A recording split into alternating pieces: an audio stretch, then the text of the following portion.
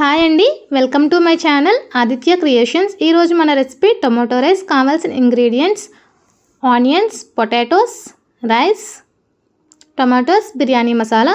First stove on చేసుకొని pan పెట్టుకొని oil add చేసుకోవాలండి. తర్వాత దానిలో బిర్యానీ మసాలా యాడ్ చేసుకుంటాం. స్టవ్ని మీడియం ఫ్లేమ్లో పెట్టి ఫ్రై చేసుకోవాలండి. మసాలా కొంచెం ఫ్రై అయిన తర్వాత దీనికి మనం కట్ చేసి పెట్టుకున్న ఆనియన్స్ యాడ్ చేసుకొని అవి గోల్డెన్ బ్రౌనిష్ కలర్ వచ్చే వరకు మనం ఫ్రై చేసుకోవాలి. ఇవి ఫ్రై అయిన తర్వాత కట్ చేసి పెట్టుకున్న పొటాటోస్ని యాడ్ చేసుకోవాలండి.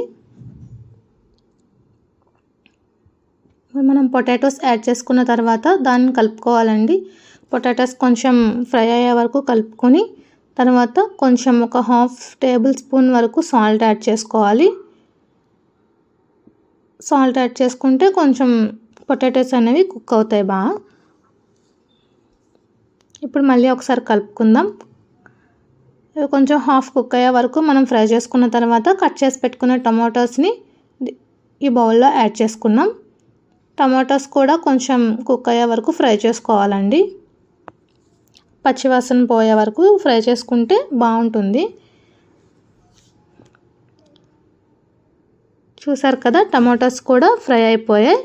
ఫ్రై అయిపోయిన తర్వాత ఇప్పుడు మనం ఒక 2 టేబుల్ స్పూన్ వరకు అల్లం వెల్లుల్లి పేస్ట్ యాడ్ చేసుకున్నామండి.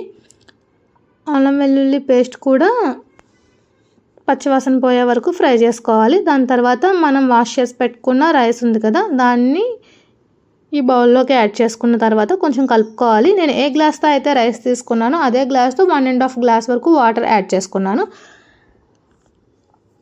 యాడ్ చేసుకున్న తర్వాత దీన్ని కూడా కొంచెం బాగా మిక్స్ చేసుకుందాం.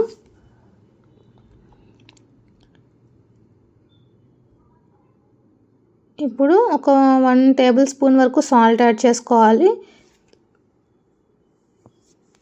అండ్ కారం, మసాలా, బిర్యానీ మసాలా కూడా యాడ్ చేసుకున్న తర్వాత కలిపేసుకుందాం. కలిపేసుకున్న తర్వాత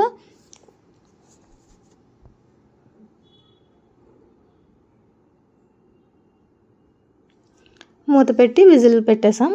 స్టవ్ని ఇప్పుడు లో ఫ్లేమ్లో పెట్టుకొని ఒక 2 విజిల్స్ వచ్చే వరకు వెయిట్ చేయాలి. వచ్చిన తర్వాత చూసారు కదా ఎంత చక్కగా విడివిడిగా కుక్ అయిందో.